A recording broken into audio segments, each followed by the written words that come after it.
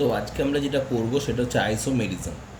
Isomerism মানে হচ্ছে same molecular formula but differing from each other at least in some physical or chemical properties or both are called isomers এবং ফেনোমেননকে বলা isomerism. তার মানে দুটো compound যাদের মলিকুলার ফর্মুলাগুলো সেম থাকবে কিন্তু তারা অ্যাটলিস্ট কিছু কেমিক্যাল বা ফিজিক্যাল বা কেমিক্যাল ফিজিক্যাল বোথ এরকম প্রপার্টিতে ডিফারেন্স থাকবে, তাদেরকে আমরা বলছি আইসোমার, এবং পুরো ফেনোমেননটাকে আমরা বলছি আইসোমেরিজম। আইসোমেরিজম দু রকমের, একটা হচ্ছে স্ট্রাকচারাল অর কনস্টিটিউশনাল আইসোমেরিজম, আর একটা হচ্ছে space or stereo isomerism. Space এবং স্টিরিও আইসোমেরিজমের ভিডিও আমি পরে দেবো।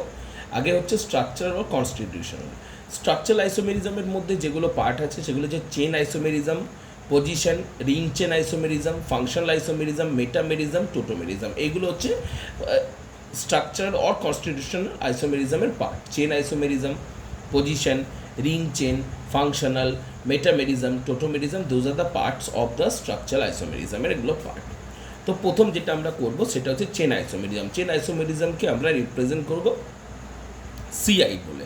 সিআই তো চেন আইসোমেরিজম, তো same molecular formula only differing in the arrangement of atoms of the constituent chain. মানে চেনের অ্যাটমের অ্যারেঞ্জমেন্টটা শুধু আলাদা হবে, অন্য কোনো কিছু আলাদা হবে না, শুধু অ্যারেঞ্জমেন্টটা আলাদা হবে। যেমন ধরো আমি আর তোমরা, তো আমরা কি আছে, আমরা যদি আমাদের মলিকুলার ফর্মুলা ধরি তাহলে আমাদের 206টা হার থাকা উচিত। We should have 206 bonds. তো আমাদের মলিকুলার ফর্মুলা সবাই সেম, সবার সেম, কিন্তু আমরা সবাই দেখতে আলাদা, কারণ আমাদের অ্যারেঞ্জমেন্টস আলাদা। তো এটাই হচ্ছে চেন আইসোমেরিজম, মানে they same molecular formula but their arrangement difference in arrangement of carbon atoms. Carbon অ্যাটমসের ডিফারেন্ট অ্যারেঞ্জমেন্ট হবে। যেমন ধরো C4H10, এটা আমরা ক্লাস 10এই করেছি। এইটা আমি CH3 লিখলাম, তাহলে 4টে কার্বন 10টা হাইড্রোজেন, তার মানে মলিকুলার ফর্মুলা সেম আছে C4H10। এটাতেও দেখো 3টে একটা 4টে, টোটাল C4H10। তার মানে এটারও মলিকুলার ফর্মুলা সেম, কিন্তু এটার এবং এটার মধ্যে রিলেশন কিনা আর CI, কারণ এদের স্ট্রাকচারে আলাদা আছে। দ্যাট ডিফারেন্ট ইন দ্য স্ট্রাকচারে আলাদা, তার জন্য এদেরকে আমরা কী বুঝি, চেন আইসোমার্স। নেক্সট C5H12, তো প্রথমে আমরা লিখলাম CH3 এরপর আমি কি করলাম, দেখো CH2 একটা CH3 নিচে দিলাম, এটাও কিন্তু C5H12, that is also C5H12, কিন্তু এটার থেকে এটা অ্যারেঞ্জমেন্টসটা আলাদা, আবার এটা থেকে এটার অ্যারেঞ্জমেন্ট আলাদা। এটাও C5H12, প্রত্যেকটা C5H12, প্রত্যেকের মলিকুলার ফর্মুলা সেম, কিন্তু প্রত্যেকের অ্যারেঞ্জমেন্টটা আলাদা। তো যখন মলিকুলার ফর্মুলা সেম হয়, এরকম অ্যারেঞ্জমেন্টস আলাদা হয়, তখন তাকে আমরা বলি chain isomer, that is called chain isomerism. তো যেমন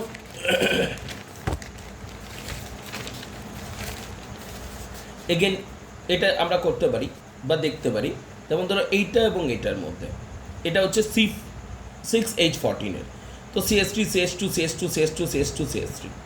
এটা একটা আইসোমার। আবার এটা একটা আইসোমার, এখানেও দেখো CH3, এটা কি CH2 ওপরে CH3, ক্যালকুলেট করে দেখবে এখানেও C6H14 আছে। আবার এটা তুমি এখানে যেমন নিয়েছো, you can take it in here also, এই কার্বনও নিতে পারো। মিথাইল, এই যে মিথাইল গ্রুপটা আছে, এই মিথাইল গ্রুপটা তুমি এই কার্বনও নিতে পারো। তো আমি মাঝখানে কার্বন নিলাম, তাহলে একটা CH2 CH, নিচে CH3 তো এটারও অ্যারেঞ্জমেন্ট C6H14। আবার এটাও দেখো, তো এগুলো সব প্রত্যেকটা দেখো স্ট্রাকচারগুলো আলাদা, প্রত্যেকের অ্যারেঞ্জমেন্টটা, স্ট্রাকচারাল অ্যারেঞ্জমেন্ট আলাদা, কিন্তু প্রত্যেকের molecular formula same, that is C6H14। তো যাদের স্ট্রাকচার একরকম কিন্তু মলিকুলার অ্যারেঞ্জমেন্টস আলাদা, অ্যাটমের অ্যারেঞ্জমেন্ট আলাদা, তাদেরকে আমরা কি বলছি, তাদেরকে আমরা বলছি সিআই। প্রত্যেকের স্ট্রাকচারগুলো আলাদা আলাদা, প্রত্যেকের স্ট্রাকচারাল অ্যারেঞ্জমেন্টসটা আলাদা, কিন্তু মলিকুলার ফর্মুলা সেম সবার। তো এটাকে আমরা কি বলছি, চেন আইসোমেরিজম। যেমন ধরো, আবার ধরো এটা C4H8, তুমি CH2 ডবল বন্ড রাখলে, এখানে দেখো ডবল বন্ড 1 নম্বর আছে, এখানেও ডবল বন্ড 1 নম্বর, কিন্তু অ্যারেঞ্জমেন্টটা আলাদা করে দিয়েছি। ডবল বন্ডের পজিশনে কোনো চেঞ্জ হয়নি, কিন্তু এটা 1 নম্বরে ছিল, এখানেও এটা 1 নম্বরে আছে, কিন্তু বাকি কার্বনের অ্যারেঞ্জমেন্টস আমি চেঞ্জ করে দিয়েছি। এটা যদি তুমি দেখো, 1টা 2টো 3টে 4টে কার্বন, আর 3 2 5 6টা 2টো 8টা 4টা হাইড্রোজেন, এখানেও কিন্তু 4টে কার্বন 8টা হাইড্রোজেন। তো মলিকুলার ফর্মুলা দুজনের জন্যই সেম, কিন্তু কারোর কোনো কিছু চেঞ্জ হয়নি, কারোর পজিশন চেঞ্জ হয়নি, কোনো কিছু, শুধু অ্যারেঞ্জমেন্টটা চেঞ্জ হয়েছে, অ্যারেঞ্জমেন্টটা চেঞ্জ হয়েছে। এবার আমি আরেকটা কথা বলে দিই, অনেকে এরকমভাবে অ্যারেঞ্জমেন্ট করে, ধরো যদি আমি ফার্স্ট স্টেটটা নিই, ধরো CH3 টু CH2,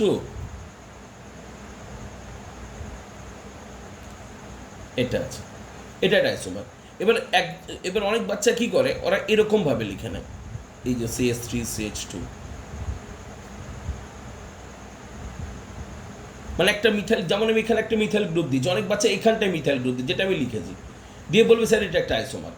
কিন্তু এই মিথাইল গ্রুপটা যদি এখানে তুমি দিয়ে দাও, তাহলে এই আইসোমারের মধ্যে কোনো ডিফারেন্স থাকলো না, কারণ এটা তুমি স্ট্রেট যাচ্ছ, ওটা শুধু তুমি একটু বেন্ড হয়ে যাচ্ছ। এখানে মিথাইল গ্রুপটা যেমন তুমি এখানে দিয়েছো, যদি মিথাইল গ্রুপটা এখানে দিয়ে দাও, তাহলে কিন্তু এটা যদি না দিয়ে দুই মিথাইল গ্রুপটা এখানে দিতে, তাহলে এইটার এটা তাহলে কিন্তু সেম হয়ে যেত, মিথাইল গ্রুপটা যদি এখানে দিত।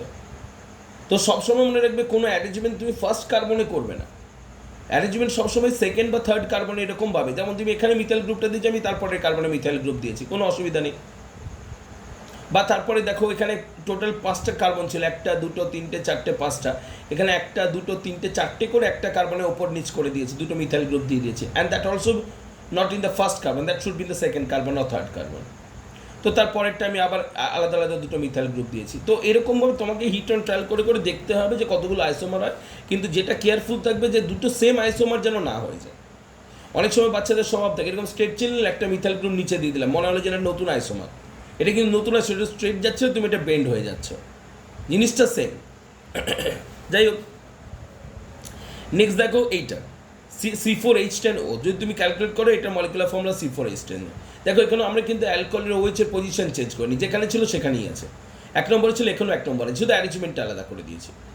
এবং সেটা কিন্তু আমি বারে বারে বলছি, ফার্স্ট কার্বন, এই মিথাইল গ্রুপটা তুমি এখানে দিয়ে যদি বলো যে স্যার আমি মিথাইল গ্রুপটা এখানে দিয়ে আমার নতুন আইসোমার হয়ে গেলো, হবে না কিন্তু, তাহলে এই আইসোমার সেম হয়ে যাবে।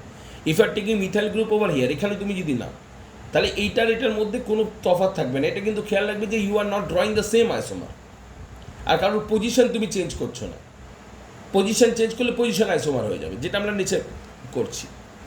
তো তাহলে স্ট্রাকচারের যে চেন আইসোমার, এর ক্ষেত্রে আমরা কি দেখলাম, মলিকুলার ফর্মুলা চেঞ্জ হবে না, শুধু অ্যারেঞ্জমেন্ট বা স্ট্রাকচারটা চেঞ্জ হবে, স্ট্রাকচার অ্যারেঞ্জমেন্ট চেঞ্জ হবে, তাকে আমরা কি বলবো, চেন আইসোমার। নেক্সট যেমন ধরো পজিশন আইসোমার, এটাকে আমরা PI বলে লিখবো, PI। তো সবচেয়ে কমন এক্সাম্পল ধরো C4H8 CH3CH2, এরকমভাবে লিখলাম, এখানে double bonded without changing the molecular বা ডবল বন্ডের পজিশনটা চেঞ্জ করে দিয়েছি। দেখো এটাও C4H8, এটাও C4H8, কিন্তু ডবল বন্ডের পজিশন এখানে 1 ছিল, এখানে 2তে চলে আসছে। তাহলে উইদাউট চেঞ্জিং মলিকুলার ফর্মুলা যদি পজিশন চেঞ্জ হয়, without changing the molecular formula যদি পজিশন চেঞ্জ, তখন আমরা PI বলবো। যেমন এটা ধরো C4H6, প্রথমেরটা দেখতে এরকম লিখেছে, এটা C4H6, এটা 1 নম্বর পজিশন ট্রিপল বন্ড ছিল, এখানে 2 নম্বরে চলে এসেছে উইদাউট চেঞ্জিং দ্য মলিকুল, এটাও কিন্তু C4H6।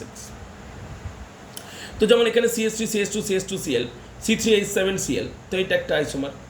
আবার Clটা আমি কি করেছি, মাঝখানে নিয়ে চলেছি, এখানে 1 নম্বরে ছিল, এখানে 2 নম্বর হয়ে গেছে জিনিস। এবার দেখো এখানে এর প্রতিটা তিনজনেরই দেখো ফর্মুলা কিন্তু same, that is C4C6H4Cl2।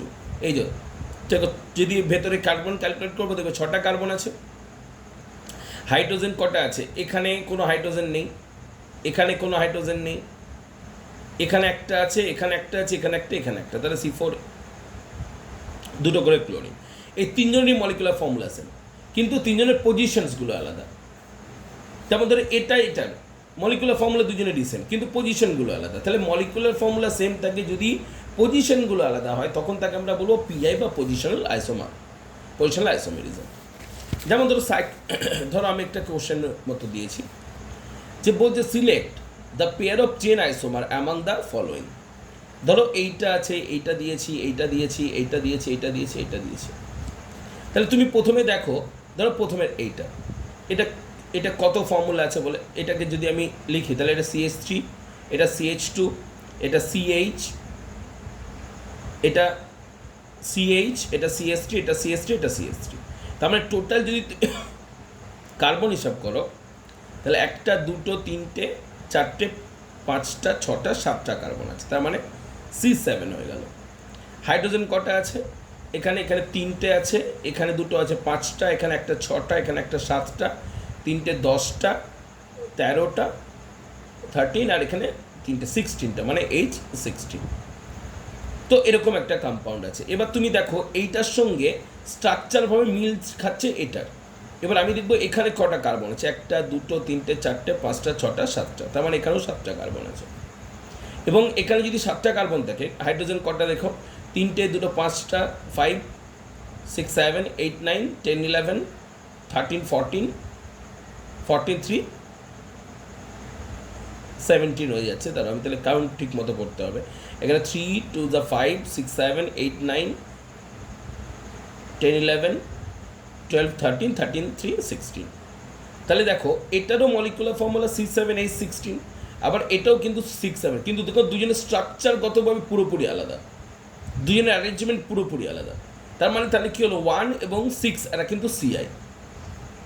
Similarly বাড়িতে যদি দেখো তাহলে দেখবে এই 2 এবং 3 এদের দেখো, এদেরও মলিকুলার ফর্মুলা দেখবে সেম আসবে, কিন্তু দেখো স্ট্রাকচার পুরোপুরি, কারোর পজিশন চেঞ্জ হয়নি। দেখো এটা 2 নম্বর পজিশনে আছে, এখানেও এটা 2 নম্বর পজিশনে আছে, কিন্তু স্ট্রাকচারটা দেখতে আলাদা হয়ে গেছে। তো এটাও কিন্তু CI। আবার দেখো এইটা এবং এইটার মধ্যে দেখো তুমি যদি ক্যালকুলেট করো তো প্রত্যেকে দেখো নাম্বার অফ কার্বন এবং হাইড্রোজেন তোমরা IUPAC আগে করেছো, অর্থাৎ তোমরা ইজিলি কার্বন হাইড্রোজেনের ক্যালকুলেট করতে পারবে, দেখবে দুটো স্ট্রাকচার আলাদা। তো এরাও হচ্ছে CI। এবার ধরো আমি যদি একটা কোশ্চেনের মতো দিই যে right all possible cyclic isomer of C6H12। C6H12 এর কতগুলো সাইক্লিক আইসোমার হতে পারে, তুমি দেখবে টোটাল 12 সাইক্লিক আইসোমার হতে পারে বাড়িতে যদি করো।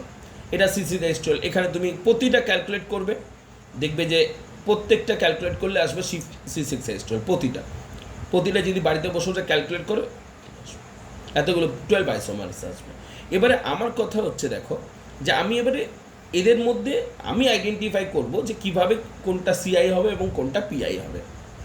তো যদি আমি ফার্স্টেরটা ধরি, it is an CI of all, মানে প্রত্যেকের থেকে এটা স্ট্রাকচার আলাদা, এই দুটো প্রথম দুটো সবার থেকে স্ট্রাকচার আলাদা। দেখো তার মানে 1 ইজ CI ফর অল, প্রত্যেকের CI হচ্ছে 1, আবার 2 হচ্ছে প্রত্যেকের CI, প্রত্যেকের, কারণ এই দুটো স্ট্রাকচার সবার থেকে আলাদা, তার জন্য এইটা এবং এইটা সবার জন্য CI, প্রত্যেকের জন্য চেন আইসোমার, কারণ এদের স্ট্রাকচার অ্যারেঞ্জমেন্টটা সম্পূর্ণ আলাদা বাকি রেস্টের থেকে।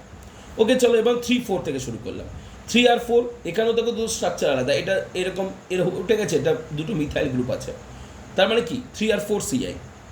এবার 4 আর 5 দেখো এখানেও দুটো মিথাইল গ্রুপ আছে, এখানেও দুটো মিথাইল গ্রুপ আছে, শুধু এই স্ট্রাকচারের মধ্যে কোনো ডিফারেন্স নেই except the position of the methyl group. এখানে 1 নম্বরই দুটো মিথাইল গ্রুপ আছে, আর এখানে কিন্তু দুটো আলাদা আলাদা পজিশনে আছে। তার মানে কি হচ্ছে 4 এবং 5 হচ্ছে পজিশন আইসোমার। এবার দেখো 5 এবং 6 এখানেও দেখো স্ট্রাকচার সেম আছে, কিন্তু দুটো মিথাইল গ্রুপের পজিশন আলাদা আছে, এখানে 1 2 পজিশন, এখানে 1 3 পজিশনে। এটা দেখো দুটো পাশাপাশি, এটা আলাদা, তাহলে 5 6ও কিন্তু PI। এবার 6 আর 7 দেখো দুজনের স্ট্রাকচার আলাদা, তার মানে CI। আবার দেখো 7 and 8ও দেখো এটা এরকম করে উঠে গেছে, এটা আলাদা, তার মানে দুজনের স্ট্রাকচার আলাদা, সো 7 and 8ও কিন্তু CI। এবার দেখো 8 আর 9 দেখো দুজনের স্ট্রাকচারগতভাবে সেম, কিন্তু দুটো পজিশন আলাদা আছে, মিথাইল এবং ইথাইল গ্রুপের পজিশন আলাদা, তার মানে 8 আর 9 যেটা হচ্ছে সেটা হচ্ছে PI। আবার 9 and 10 দেখো আবার স্ট্রাকচার আলাদা, তার মানে CI। আবার 10 11 দেখো এখানেও 3টে মিথাইল গ্রুপ, এখানেও 3টে মিথাইল গ্রুপ, শুধু পজিশনটা আলাদা, তাহলে 10 and 11 হচ্ছে PI। আবার 11 to 12 আবার দেখো CI, কারণ দুজনের স্ট্রাকচার আলাদা। So that is the concept of CI and PI, যে যদি অ্যারেঞ্জমেন্ট স্ট্রাকচার দুটো আলাদা হয়, স্ট্রাকচারাল যদি আলাদা হয়, মলিকুলার ফর্মুলা চেঞ্জ না হয়, স্ট্রাকচার যদি আলাদা হয় তখন তারা CI, আর স্ট্রাকচার মোরালে সেম থাকে কিন্তু যদি পজিশন আলাদা হয় তখন তারা PI। তো this is the CI and PI। আমি এখানে নিচে রিলেশন লিখে দিয়েছি, কারোর যদি কোনো ডাউট হয় একবার ভিডিওটা স্টপ করে দিয়ে একবার দেখে নেবে, আমি এখানে লিখে দিয়েছি হোয়াট ইজ দ্য কার সঙ্গে কী রিলেশন আছে, আর কোনো ডাউট হলে আমাকে ক্লাসে জিজ্ঞেস করবে। নেক্সট হচ্ছে রিং চেন আইসোমেরিজম। নেক্সট আমরা পড়বো হচ্ছে রিং চেন কিছুই না, একদম without changing the molecular formula চেনগুলোকে রিংয়ে কনভার্ট করা। যেমন C3H6, এটা C3H, আমি এটাকে 3টে মেম্বার রিং বানিয়ে দিয়েছি, তো ইট ইজ অলসো C3, কিন্তু এটার মধ্যে এটা ক্যালিফ্যাটিক চেন, এটা কিন্তু রিং হয়ে গেল। বা ধরো এটা কি, এটা হচ্ছে C3H4, 4, তো আমি এখানে একটা করলাম করে মাঝখানে ডবল বন্ড দিয়ে দিয়েছি, যদি ইফ ইউ ক্যান নোটিস এটা ডবল বন্ড দিয়ে দিয়েছি। তুমি ক্যালকুলেট করো, এটা হচ্ছে CH2, এটা ধরো তোমার CH, এটা তোমার CH। তো তুমি দেখো তাহলে 3টে আর 4টে হাইড্রোজেন। তো দ্যাট ইজ অলসো শুধু রিং থেকে, চেন থেকে রিংয়ে কনভার্ট করে দেওয়া হয়েছে। যেমন এটা ধরো C4H8, এটা হচ্ছে ফর্মুলা। C4H8 তুমি এরকমভাবে লিখতে পারো, দ্যাট ইজ অলসো C4H8। 3টে লিখে একটা মিথাইল গ্রুপ ওপরে, দ্যাট ইজ অলসো C4H8। তুমি যদি হিসাব করো তাহলে এটা CH2, এটাও CH2, এটা CH3। তাহলে এখানে আর এই কার্বনটা হচ্ছে CH, তাহলে তোমার এটাও C4H8। তো এরকমভাবে আমাকে এটা চেন থেকে আমি রিংয়ে কনভার্ট করলাম। নেক্সট হচ্ছে ফাংশনাল আইসোমেরিজম। ফাংশনাল আইসোমেরিজম হচ্ছে same molecular formula but different functional groups. যেমন অ্যালকোহল, দেখো এটা হচ্ছে C2H6O অ্যালকোহল। তো আমি এটাকে ইথারে কনভার্ট করে দিলাম, এটাও C2H6O, কিন্তু দুটো ফাংশনাল গ্রুপ চেঞ্জ হয়ে গেছে। এখানে অ্যালকোহল ছিল, এটা ইথার হয়ে গেছে। সেরকম ধরো এটা আবার তুমি করতে পারো, এটা যেমন C3H8O, এটা হচ্ছে C3H8O, এটাকে তুমি এই ফর্ম, এটাও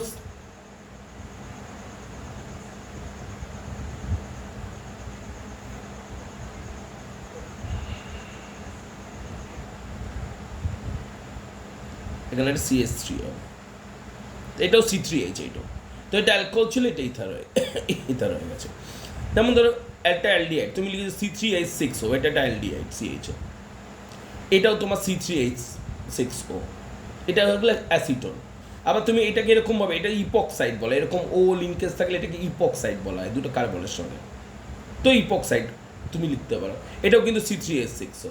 বা ধরো একটা অ্যালকোহলও তুমি লিখতে পারো with the giving of double bond দিয়ে তুমি একটা অ্যালকোহলও লিখতে পারো। দ্যাট ইজ অলসো, মানে প্রতিটা ক্ষেত্রে দেখো ফাংশনাল গ্রুপগুলো চেঞ্জ হচ্ছে। অ্যালডিহাইড ছিল, without changing the molecular formula তুমি অ্যাসিটোন করলে বা কিটোন করলে, সেখান থেকে উইদাউট চেঞ্জিং মলিকুলার ফর্মুলা তুমি ইপক্সাইড করলে, সেখান থেকে তুমি without changing molecular formula alcohol করলে। তো এইগুলো all are those are functional isomerism, মানে উইদাউট চেঞ্জিং মলিকুলার ফর্মুলা তুমি ফাংশনাল গ্রুপটাকে চেঞ্জ করছো। এটা অ্যালডিহাইড ছিল, তুমি কিটোন করলে, ইপক্সাইড করলে, সেখান থেকে আবার অ্যালকোহল করলে। যেমন CH3 CN এবং N, আমি আগেও বলেছি সায়ানাইড আইসোসায়ানাইড, সায়ানাইড এবং আইসোসায়ানাইড।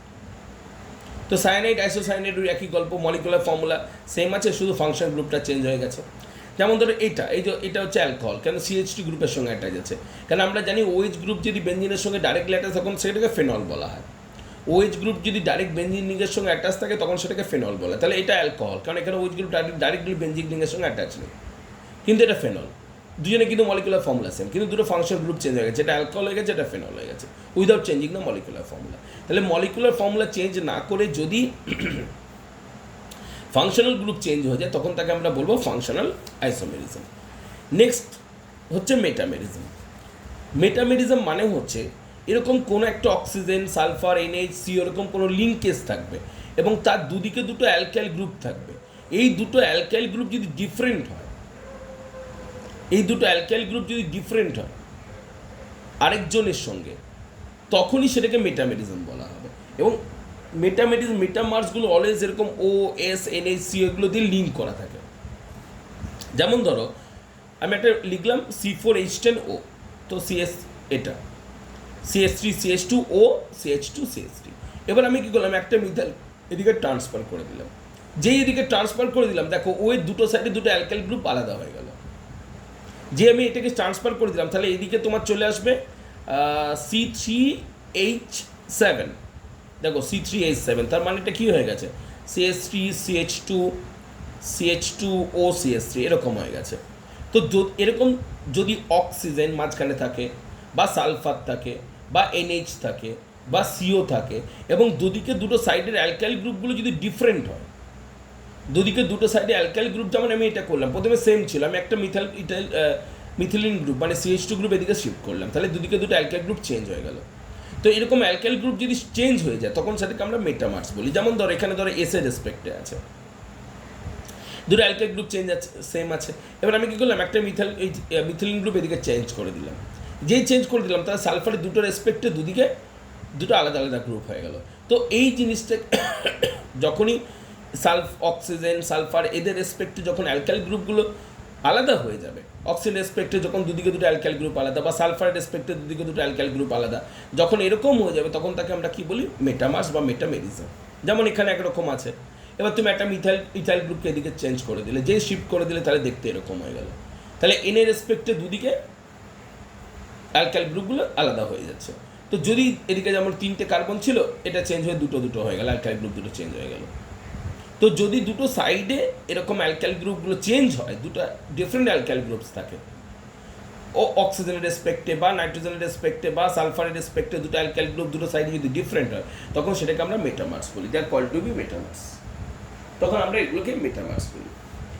আর হচ্ছে কি, এবার ধরো এবারে নেক্সট হচ্ছে কি, আমরা টোটোমার্স করব। টোটোমার্সটা একটু অন্যরকমভাবে বুঝতে হবে এখানে। টোটোমেরিজমটা কি?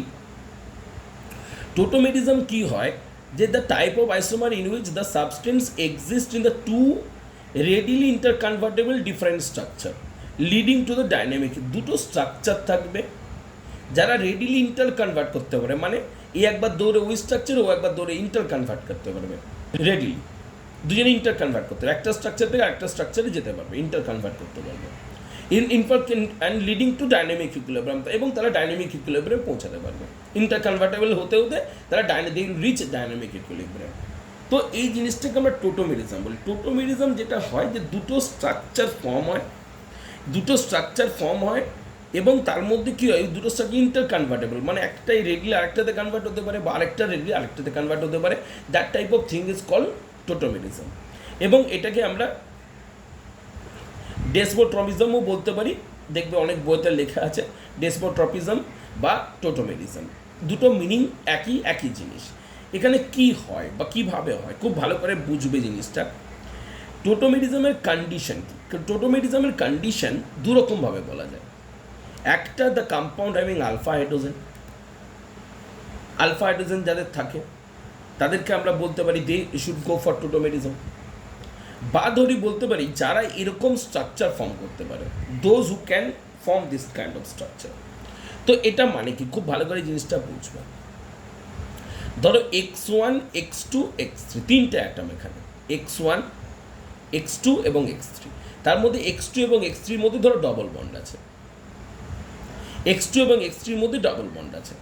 কন্ডিশনগুলো বোঝো, যে একটা কন্ডিশন তুমি এরকম ভাবতো আলফা, আমি প্রতিটা কন্ডিশন এক্সপ্লেন করবো, আগে শুধু শুনে নাও জিনিসটা। কন্ডিশন দুটো জিনিস হতে পারে। একটা আলফা হাইড্রোজেন নিয়েও অনেক বইতে এক্সপ্লেন করা থাকে, যে the compound should have alpha hydrogen, কেন বলে সেটা বোঝাচ্ছি। আরেকটা হতে পারে তিনটে অ্যাটম থাকবে, X1, X2, X3, যা ইচ্ছা হতে পারে, শুধু কন্ডিশন কি, X1-এ যে অ্যাটম থাকবে তার সঙ্গে হাইড্রোজেন থাকতে হবে, এবং সেই হাইড্রোজেনটা শিফট হবে X3-তে, এবং সেই হাইড্রোজেনটা শিফট হতে হবে X3-তে। তো এবং ডাবল বন্ড শিফট হবে এই সাইডে। তো প্রসেসটা এরকম হবে যে X1 যে কোনো অ্যাটম হতে পারে, কিন্তু যদি তার সঙ্গে হাইড্রোজেন থাকতে হবে, সেটা শিফট হবে X3 কার্বনে, X3-তে শিফট হবে, এবং এই ডবল বন্ডটা এই পাশ থেকে এই পাশে এরকমভাবে চলে আসবে। এটা হচ্ছে নিয়ম। যেমন ধরো আমি যদি এইটা নিই, এটা প্রথম কার্বন X2, এটা X1, X1-এর মধ্যে হাইড্রোজেন আছে, হ্যাঁ আছে। X2, এটা X3, X1-এর মধ্যে হাইড্রোজেন থাকতে হবে। X1 যদি হাইড্রোজেন ইটসেলফ হয় তাহলে কিন্তু হবে না, X1-এর মধ্যে হাইড্রোজেন থাকতে হবে। তাহলে তুমি X1, X2, X3 দাও, তিনটে ডিফারেন্ট। আর X1, আমি বারে বারে বলছি, X1 হচ্ছে এমন একটা অ্যাটম যার মধ্যে হাইড্রোজেন থাকতে হবে, নিজে হাইড্রোজেন হলে হবে না। X2 যা ইচ্ছা হতে পারে, X3-ও যা ইচ্ছা হতে পারে, কিন্তু X2 এবং X3-র মধ্যে ডাবল বন্ড থাকতে হবে। ওকে, ক্লিয়ার হলো? X1 নিজে হাইড্রোজেন হলে হবে না, এর X1-এর সঙ্গে হাইড্রোজেন থাকতে হবে। X2 যে কোনো অ্যাটম হতে পারে, X3-ও যে কোনো অ্যাটম হতে পারে। তো কী হবে দেখো, এবং সেকেন্ড হচ্ছে X1 থেকে X3-তে হাইড্রোজেন শিফট হবে, এবং এই যে বন্ডটা সেটা নিচে নেমে আসবে। তো দেখো আমি করেছি, এখানে হাইড্রোজেনটা X3-তে শিফট করেছি, ডাবল বন্ডটাকে এখানে নিয়ে চলে এসেছি। তো যদি এটা হয়, তাহলে এটা যদি এখানে শিফট হয়, দ্যাট উইল বি OH হয়ে গেছে। ওই বন্ডটা এখানে নেমে যাওয়ার জন্য একটা সিঙ্গেল বন্ড হয়ে গেছে, এদিকে ডবল বন্ড হয়ে গেছে। তো এই যে হাইড্রোজেনটা ঘুরলো একটা স্ট্রাকচার থেকে আরেকটা স্ট্রাকচারে যে ঘুরলো, এখানে ছিল একরকম, এখানে ছিল এইরকম, এই যে হাইড্রোজেনটা এক নম্বর থেকে 3 নম্বরে শিফট হলো, তার জন্য অন্য স্ট্রাকচার আমরা পেলাম, এই যে ঘোরার গল্পটা, এটাই হচ্ছে টোটোমেরিজম, অ্যান্ড দ্যাট ইজ কল্ড টোটোমেরিজম। যেমন একটা এক্সাম্পল দেখো,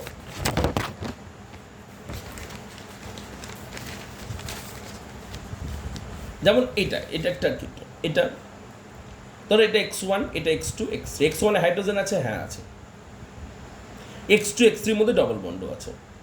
তো আমরা কি করবো, দেখো x1 থেকে হাইড্রোজেন শিফট হবে x3 তে, হলে এখান থেকে হাইড্রোজেন এই যে শিফট হচ্ছে, এখানে বন্ডটা এদিকে চলে আসে, ডবল বন্ড, তাহলে এই হাইড্রোজেনটা এখানে চলে এলে এটা OH হয়ে গেল, এখানে ডবল বন্ড হয়ে গেল।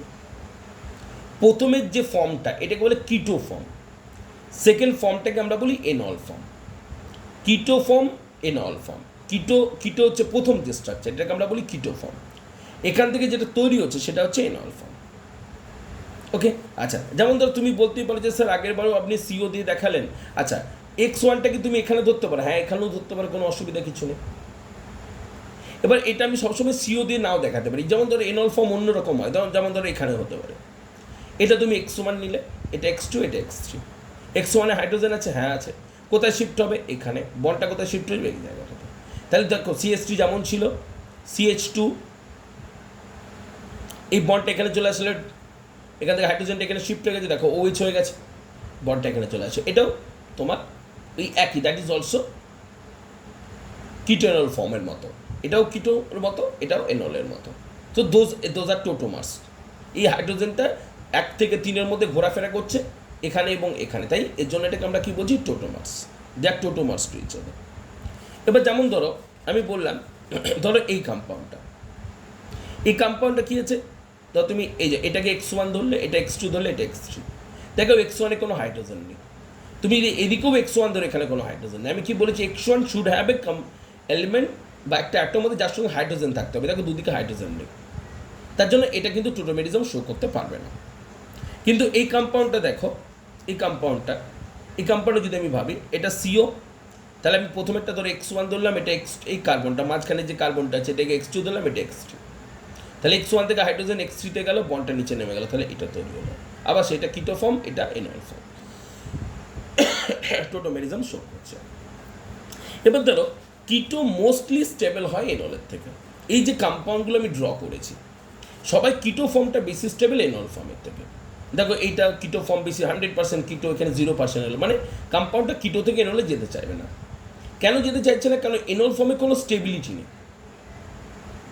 কী স্টেবিলিটি আমি কথা বলছি, it can be hydrogen bonding যদি থাকতো তাহলে স্টেবল হতো, যদি ধরো রেজোনেন্স থাকতো তাহলে স্টেবল হতো, যদি অ্যারোমেটিক ক্যারেক্টার থাকতো তাহলে স্টেবল হতো। একটা কম্পাউন্ড এনল ফর্ম তখনই স্টেবল হবে যদি এই স্টেবিলিটিগুলো তার মধ্যে থাকে, হাইড্রোজেন বন্ডিং থাকতে পারে, বা ধরো রেজোনেন্স থাকতে পারে, বা ধরো অ্যারোমেটিক ক্যারেক্টার থাকতে পারে। যদি থাকে তখন এনল ফর্ম বেশি স্টেবল হয় কিটোর থেকে, আর যদি এগুলো না থাকে সবসময় কিটো ফর্মটা বেশি স্টেবল এনলের থেকে। যেমন আমি আবারও বলছি, দেখো তুমি আরও এক্সাম্পল দেখো, ধরো আমরা যদি এই কম্পাউন্ডটার কথা বলি, এইটা ধরো এখানে একটা মিথাইল, এখানে একটা মিথাইল আছে, এবং এটা একটা মিথাইল, এটা একটা মিথাইল। তো আমরা যদি XY রেসপেক্টে বলি, তাহলে এটা ধরো আমি যদি x1, এই কার্বনটাকে x1 ধরি, এটা ধরো x2, এটা ধরো x3, তাহলে দেখো x1 থেকে হাইড্রোজেন শিফট হওয়ার কথা, কিন্তু x1-এ কোনো হাইড্রোজেন, আমি 4টে হাতই দেখতে পাচ্ছি, তার মানে এখানে কোনো হাইড্রোজেন নেই। এটাকে যদি x1 ধরি, এখানেও দেখো 4টে হাত আমি দেখতে পাচ্ছি, তার মানে ভেতরে কোনো হাইড্রোজেন নেই, তার মানে এটা টোটোমেরিজম দেখাতে পারবে না। তো x1 ইটসেলফ হাইড্রোজেন হবে না, কিন্তু x1-এর কাছে হাইড্রোজেন থাকতে হবে। যেমন আমি আরও এক্সাম্পল আমি দেখাচ্ছি, ধরো যদি CH3 CH2 CHO হয়, এরকম টাইপের একটা কম্পাউন্ড, তো আমি এটাকে x1 নিচ্ছি, এটা x2, এটা x। তুমি বলতেই পারো এটা x1 নিলেন না কেন, x1 নিজে হাইড্রোজেন হতে পারে না, x1 এমন একটা অ্যাটম হবে যার মধ্যে হাইড্রোজেন থাকতে হবে। তাহলে এখানে এই যে x1 তাকে x1 থেকে হাইড্রোজেন কোথায় শিফট হবে, এখানে, তাহলে আমি খুলে লিখলাম এটা CH, এখানে হাইড্রোজেন বের করে লিখলাম, এটা C ডবল বন্ড, এই হাইড্রোজেন শিফট করলাম এখানে, আর কি হলো, বন্ডটা এখানে চলে আসলো। তাহলে কি হলো এখান থেকে, না CH3 এটা হয়ে গেল সিএইচ, এটা ডবল বন্ড সি, এটা হয়ে গেল ওএইচ। তাহলে এটাকে কি ফর্ম বলবো? এটাকে আমরা বলবো কিটো ফর্ম, এটাকে আমরা বলবো এনল ফর্ম। এনল ফর্মে কোনো স্টেবিলিটি নেই, কিটো ফর্মটা বিশিষ্ট। তো কোন কম্পাউন্ডগুলো কিটো এনল দেবে? আচ্ছা, যেটা বলছে আলফা হাইড্রোজেন দিয়ে অনেক টিচার এক্সপ্লেন করা হয় বা অনেক টিচার এক্সপ্লেন করেন। ওনারা কী ধরেন, সিওর যে নেক্সট কার্বনটা সেটাকে আলফা কার্বন বলে, that is call alpha. Sure যে নেক্সট কার্বন সেটা হচ্ছে আলফা। তো আলফাতে হাইড্রোজেন থাকলে তার টোটোমেরিজম করবে, আলফাতে হাইড্রোজেন না থাকলে তার টোটোমেরিজম করবে না, কিন্তু এনও রেসপেক্টে তাহলে কী করে বলবে? সো সবসময় সিও রেসপেক্টে আলফা, সিও রেসপেক্টে আলফা বিটা ধরলে হয় না। ওর জন্য আলফা বিটা আমরা তখন ধরতে পারি যদি ধরো কম্পাউন্ডের মধ্যে পার্টিকুলার দেখছো সিও এবং কার্বন দিয়েই মেড আপ আছে, তখন আমরা বলি সিও রেসপেক্টে নেক্সট যে কার্বনটা সেটা আলফা কার্বন। ধরো আলফা কার্বনে যদি হাইড্রোজেন থাকে তাহলে এরকম করে শিফট করে ডবল বন্ড করে নাও। তো that is also you can think like that. ওর আমার মতো x1 x2 ধরেও করতে যেমন ধরো এইটা রেসপেক্টে ভাবো, এটা সিও, এই কার্বনটাও আলফা, এই কার্বনটাও আলফা, তাহলে এরও আলফা হাইড্রোজেন নেক্সট কার্বন হতে হবে, কিন্তু তার পরেরটা না। যেমন ধরো এখানে এর আলফা কার্বন কিন্তু এইটা নয়, কিন্তু এটা বিটা কার্বন হয়ে গেল। সিও রেসপেক্টে আলফা কার্বন হচ্ছে নেক্সট কার্বন। তো এই কার্বনটার যদি হাইড্রোজেন থাকে তবে এরকম শিফট হয়ে ডবল বন্ড হবে। তো অনেক এরকমভাবে এক্সপ্লেন করে অনেকে, যে যদি আলফা হাইড্রোজেন থাকে তাহলে ও এরকম করে শিফট করবে, ডবল বন্ড হয়ে যাবে, যেটা আমি তোমাকে x1 x2 রেসপেক্টে বললাম। আমি কি বললাম যে x1 এমন একটা এলিমেন্ট একটা অ্যাটমের মধ্যে যার মধ্যে হাইড্রোজেন থাকতে হবে যেটা x3-তে শিফট হবে। x2ও যা ইচ্ছা হতে পারে, x3ও যা ইচ্ছা হতে পারে। x2 x3-র সঙ্গে ডবল বন্ড থাকলে বেটার, সবসময় থাকবে তার কোনো গ্যারেন্টি নেই।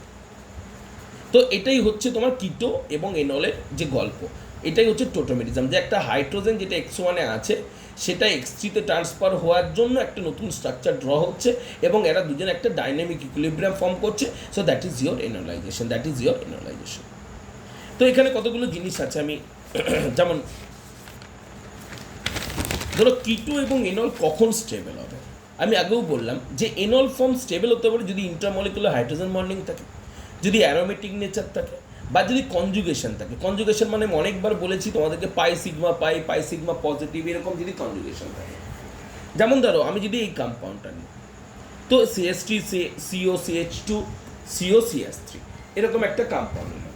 তো এবার যদি আমি এর কিটো বা এনল ফর্ম ড্র করতে যাই, যদি আমি ড্র করি এটা, এই কম্পাউন্ডটার কিটো এনল ফর্ম আমরা দিই, এটাকে বলে acetyl acetone. This compound name is call acetyl acetone. Acetyl acetone বলা হয়। তো এটা আমি যদি ধরো এটা x1 ধরছি, এটা x2 ধরছি, এটা x3 ধরছি, আবার তুমি এদিকেও নিতে পারো, ধরো এটা x1, এটা x2, এটা x3। তো x1-এ হাইড্রোজেন আছে, সেটা তুমি x3-তে শিফট করছো, এদিকে ডবল বন্ড করতে পারো। আবার এদিক দিয়েও মাঝখানে তুমি আবার এটা খুব x1 নিতে পারো, that is also can be x1। তো এটা x1 নিলে, এটা x2, এটা x, এখান থেকে হাইড্রোজেন যেটা আমি করেছি, আমি এখান থেকে হাইড্রোজেন নিয়েছি, নিয়ে এখানে শিফট করেছি, এটা ডবল বন্ড করে দিয়ে এটা ফর্ম করো। তুমি বলতেই পারো স্যার এই দিক থেকে নিলেন না কেন? এদিক থেকে নিলে কম স্টেবল হতো, এই দিক থেকে নিলে জিনিসটা কম স্টেবল হতো।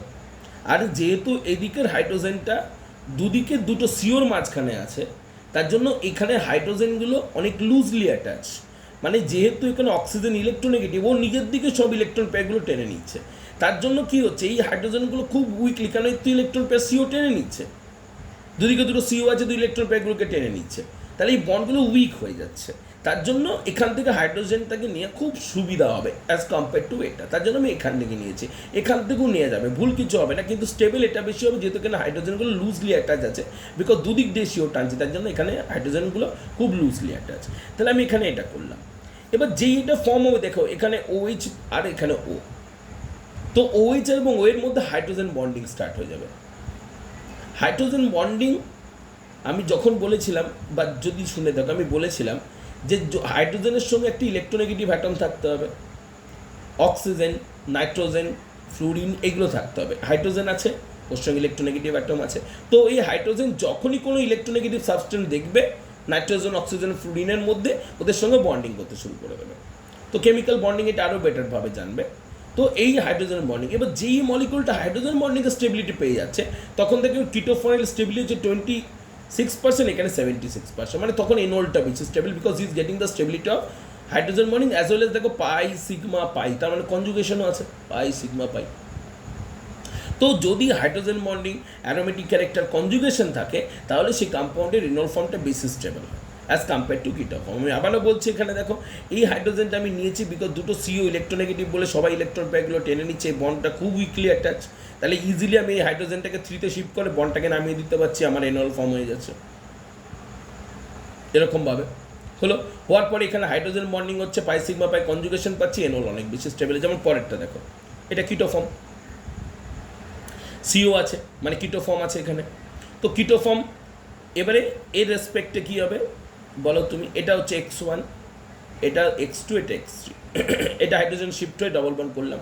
দেখো এটা অ্যারোমেটিক না, কিন্তু এটা অ্যারোমেটিক, বেঞ্জিন আছে অ্যারোমেটিক ক্যারেক্টার, তার জন্য এ কিন্তু এখানে এক্সিস্ট করতে চাইবে না এখানে, কারণ অ্যারোমেটিক ক্যারেক্টার বেশি স্টেবল, তা ও এখানে এক্সিস্ট করবে, এখানে স্টেবিলিটি বেশি পাবে। এবার আরেকটা জিনিস এখানে তোমাদের মনে হতে পারে, আচ্ছা স্যার আপনি এখানে X1 নিতে পারতেন, you can take this one as X1। তো যদি আমি এদিকে X1 নিতাম, এখানে হাইড্রোজেন শিফট করাতাম, করে বন্ডটা এখানে আসতো, তাহলে দেখো পরপর দুটো ডবল বন্ড হয়ে যেত। এবং আমি বুঝিয়েছিলাম তোমাদেরকে, যদি তোমাদের মনে থাকে, যে ডাবল বন্ড এটাও sp2, এটাও sp2, দুটো পরপর sp2 হলে মাঝখানে কার্বন sp হয়ে যায়। তো যদি মাঝখানে কার্বন যদি sp হয়ে যায় তাহলে অ্যাঙ্গেল 120 হতো, কিন্তু এখানে অ্যাঙ্গেল ভুল বললাম, sp হলে 180 অ্যাঙ্গেল হতো, কিন্তু এখানে দেখো অ্যাঙ্গেলটা 60 ডিগ্রি কাছাকাছি। তার মানে কি হচ্ছে, মলিকুলটা একদম এই স্টেটে থাকতে চাইবে না, ভেরি ভেরি আনস্টেবল হয়ে যাবে, থাকতেই চাইবে না। কারণ sp কার্বন মানে কি, ওর 180 অ্যাঙ্গেলের দরকার, সেখানে ও 60 ডিগ্রিতে পড়ে আছে, হিউজ ডিফারেন্স, তো থাকতে চাইবে না। তার জন্য এদিক থেকে এখান থেকে আমি হাইড্রোজেন শিফট করি, এখানে ডবল বন্ড আমি করাতে পারবো না, তার জন্য আমি অপোজিট সাইড দিয়ে করে নেব। সেম লজিক আরেকটা এক্সাম্পল আছে, ধরো এই কম্পাউন্ডটা, তো এটা তোমার X1, এটা X2, এটা X3, তুমি হাইড্রোজেন শিফট করে এখানে, তো যেই তুমি এখানে করবে দেখো পরপর দুটো ডবল বন্ড একসঙ্গে চলে আসছে, double bond carbon double bond, তাহলে এখানে এটা sp2, এটা হয়ে যাবে sp, আবার এখানে sp2, মাঝখানে কার্বন sp, অ্যাঙ্গেল 100 ডিগ্রি হওয়ার কথা, 180 ডিগ্রি হওয়ার কথা, সেখানে 60 ডিগ্রি, তার মানে হাইলি আনস্টেবল, যেটা ওর অ্যাঙ্গেল হওয়া উচিত সেটা 60 ডিগ্রি হয়ে গিয়েছে। তো এই কম্পাউন্ডগুলো ওর জন্য কিটো ফর্ম দিতে এনল ফর্ম দিতে পারবে না, মানে এ তো দিতে পারবে না একদমই, কারণ এর অন্য কোনো স্ট্রাকচার পসিবল না, এর এই সাইড দিয়েও পারবে না, কিন্তু উল্টো সাইড দিয়ে পারবে, কারণ এই সাইডে পারলে আবার বলছি দুটো ডবল বন্ড পাশাপাশি হয়ে যাবে। আমি বলেছিলাম দুটো sp2 কার্বনের মাঝখানে একটা sp হয়ে যায়, অ্যাঙ্গেল 180 হওয়ার কথা, কিন্তু এখানে অ্যাঙ্গেল 60 ডিগ্রি, তার জন্য হিউজ রকমের স্ট্রেংথ তৈরি হবে মলিকুলের মধ্যে, তার জন্য ও কোনো রকমভাবে এই সাইড দিয়ে এনল ফর্ম দিতে পারবে না। তাহলে আমি আবার লাস্টে বলে দিচ্ছি যে কিভাবে তৈরি হচ্ছে, যে ধরো তোমার এটা আছে, এটা X1 এমন একটা কার্বন যার মধ্যে হাইড্রোজেন থাকতে হবে, এটা X2 এবং X3 হাইড্রোজেন মধ্যে ডাবল বন্ড থাকবে, পারে সবসময় থাকবে, তার কোনো ম্যান্ডেটারি না। যদি সিও গ্রুপ থাকে তাহলে সেটাকে আমি বলছি কিটো ফর্ম, যাকে X1 থেকে হাইড্রোজেন শিফট হবে অক্সিজেনে, বন্ডটা নিচে নেমে যাবে, তাহলে কী হয়ে যাবে, CH2 ডাবল বন্ড COH হয়ে যাবে, সঙ্গে H। আমি X1 এটা নিতে পারবো না, কারণ X1 cannot be itself is a hydrogen, নিজে হাইড্রোজেন হবে না, এমন একটা অ্যাটম হতে হবে যার মধ্যে হাইড্রোজেন থাকবে। এটাই হচ্ছে আইসোমেরিজমের গল্প। এর আরও ভ্যারাইটি আছে, আমি জাস্ট এক্সামের জন্য কিছুটা বানিয়ে দিলাম, দেখো যেখানে যেখানে ডাউট হবে আমাকে জিজ্ঞেস করবো।